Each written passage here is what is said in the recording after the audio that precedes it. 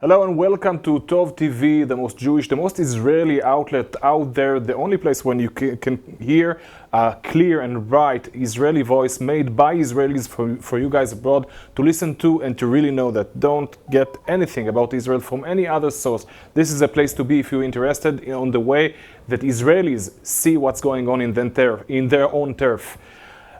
In this instance, I would like to say hello to one of our most leading pundits. Hello, Dr. Gadi Taub. Hello, Ziv. I must protest your introduction because there is now the podcast that I do with Mike Duran called Israel Update, and you can add this to the list of recommended sources. Our mission is to fight the narrative of lies that's peddled in the media. Well, first of all, I will do so. I was not aware of this podcast. I will also add it to my own list on Spotify. Now, let's discuss this very issue that you've just touched, how to deal with fake news. Back in October, there was a video that went through YouTube and other platforms, very viral, of a debate that Ben Shapiro, the American commentator, did on in the Oxford University.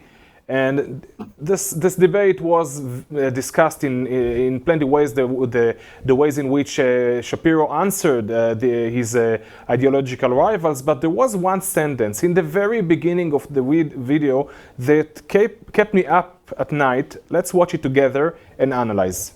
But thousands of Palestinians, including hundreds of minors and children, are being held hostage by Israel without any charge, with well-documentation of abuses, including sexual abuse, which Israel's own human rights organizations have reported. So, well-documented sexual abuse against Palestinians, this is our argument. I will spoil and tell our audiences that during an hour-long debate, as documented in this YouTube video that we took this segment from, Ben Shapiro gives this lady a lot of answers, a lot of good answers on various issues, but this statement that she made at the beginning, that there is well-documented sexual abuse by Israeli soldiers against Palestinians in general and Palestinian minors specifically, met no response whatsoever from Ben Shapiro. What do you think stands behind Ben's silence in front of this hideous accusation?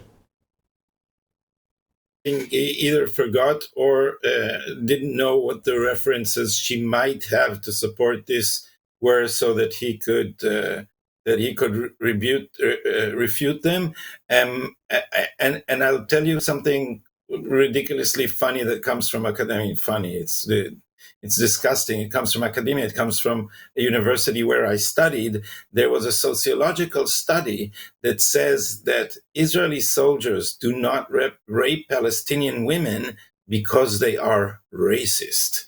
So apparently this was an academic work. It couldn't be just lies in the media. It had to be footnoted lies. And so apparently the need to put footnotes uncovered the fact that Israelis do not rape Palestinian women. And now that had to be explained as Israel's evil. So that ended up with an anti-Semitic slander of a different kind. But both are the same. Both are versions of blood libels. So if I put you in front of this woman that makes this accusation, in this context, in this format where footnotes are not available, when you are making an oral debate, what would be the best answer for Israeli supporter for this lie? I would say you do not have any documentation of these things because they never happened. If you do, give me one documentation that you can stand behind of the facts you say are well documented. I am certain she would not have such a reference. So it's interesting because what she basically said that it was documented by Israeli human rights organizations, which is a very interesting observation. You and I, we often follow the reports. Some of them are fake. Most of them are very much accusing against Israelis. These could not be named or dubbed Israeli human rights organizations. There are organizations that are registered in Israel, but they are funded by foreign countries and express the opinions and views not of the common Israeli, but of foreigners that try to emphasize or to give voice to their opinions about Israel. Either way, I am not familiar with any report from the past few years, specifically and obviously not from this current war that even makes this accusation, let alone in a manner that that has any basis. Are you familiar with such an accusation? I'm not familiar, and I survey this terrain, and I recommend to everybody to follow NGO Monitor, which monitors these organizations. They are indeed funded by a lot of foreign money, but there is a small circle of Israelis happy to cater to anti-Semites worldwide and even neo-Nazi sites with supplying them with the fodder for their the grist for their anti-Semitic meals, and they are famous for inventing things. They're organizations like Breaking the Silence, bent on producing testimonies anonymously so that nobody can later check them, have been shown to lie repeatedly. And even they, to the best of my knowledge, have never said that Palestinian women and young girls are detained for the purpose of rape. The same people that peddle this slander of Israel are the people who deny the sexual atrocities of Hamas on October 7th. So it's not a battle about truth. It's a battle against lies and against their ability to produce fake news. And the way, and as you know, I am not for censorship on social media, but I don't think social media should give equal platform to terrorist countries who peddle anti-Semitism. So if you want to limit freedom of speech in any way, then any limit you draw, Iranian, Hamas, and this women's lies are probably beyond the pale. So let's put two things aside. And the answer, I would suggest, is usually not censorship, but libel laws. Yeah. And you can attempt to meet this woman in court. Well, we want to say that Israel's libel act is not effective against such accusations. I don't know what is the case in the United Kingdom where this debate took place. But let's put aside for a moment two things. First of all, the issue of sexual abuse, which is important, but it's a hindrance to what I would like to discuss next. And second of all, the person that sits in Facebook and YouTube and Twitter and makes the decisions about what messages should go through. I want to speak with you, Gadi, about a whole different segment of people, which is the neutral audience that sits in Europe, in the States, wherever, and hears arguments on both sides. Those arguments are being delivered in a similar rhetoric. I can make an assessment about what Hamas is doing and say, for instance, that there is well-established evidence that Hamas committed sexual abuse and sexual assault against Israeli women on October 7th. I basically use the same frame and the same grammar that this lady did. I did not lie. She did lie. But then there is a guy that sits, I don't know, somewhere in Salzburg or in Barcelona or in Warsaw and hears both sides. And you and I and the viewers of this video needs to help him make the right decision, to believe the trustworthy side of this debate and to not believe the other side. How do you get there? How do you gain reliability in the views and the minds of neutral and uninvolved people in Europe, in the States, in other places? Well, you can do it less and less if the institutions which exercise editorial authority are no longer trustworthy.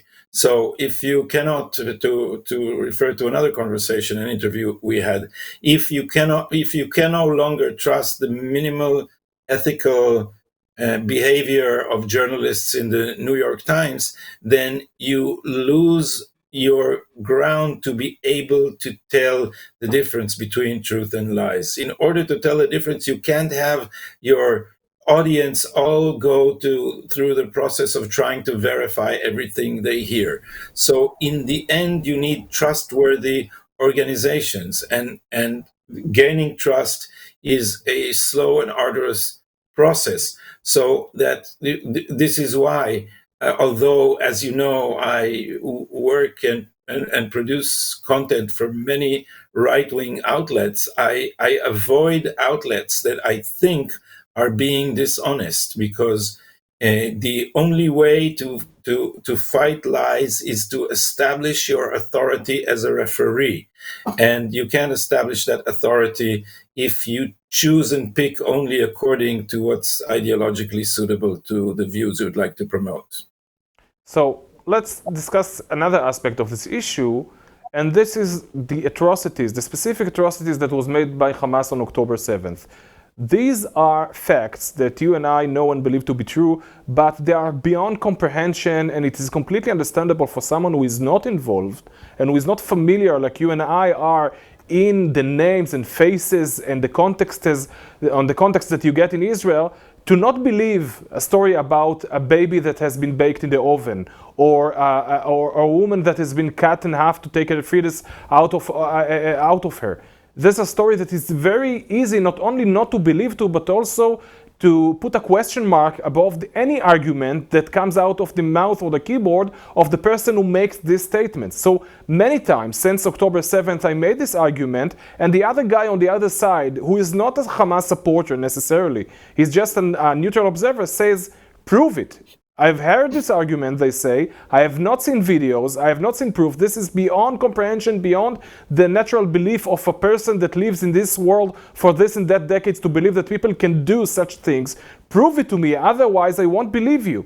And I don't want not only to share, but also to watch the famous atrocities video that was produced by the IDF spokesman. What is the right answer when an uninvolved person says, prove to me that Hamas indeed did what the Israelis says they did? Well, again, one answer would be to tell them to watch it and to make it available for watching. The other part of the answer is, as I said before, trustworthy referees.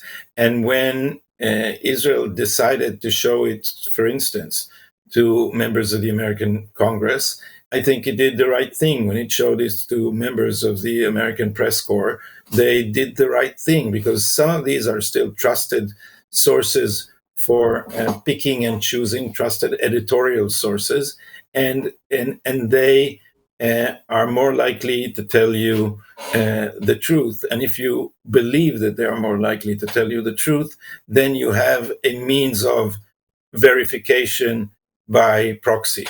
Let me also point out that there is the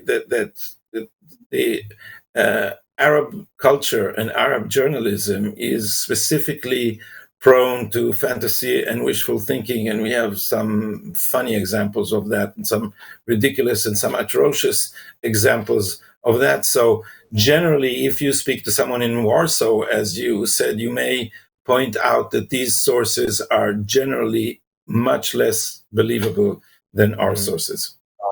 Okay, Gadi Taub, thank you very much for this conversation. I hope that we were able to show the way and light up and illuminate some of the ways for our viewership, which are naturally Israeli supporters, wandering their ways through the labyrinth of trying to make some effective advocacy. So thank you very much for this conversation. Thank you for having me. And thank you, all our viewers, for being with us for this video. We invite you to join us for more content that is available in Tov TV channels throughout the various platforms, in YouTube, in Facebook, in Twitter, etc. You can find us there. You can view our content and also share it if you are truly concerned about Israeli advocacy and how to do it right. Here in Tov TV, we hold a great resource for many good materials for you to support your arguments against people who either are against us or wonder what the truth is indeed. So thank you again for being with us. And until next time, we'll see you in the next video.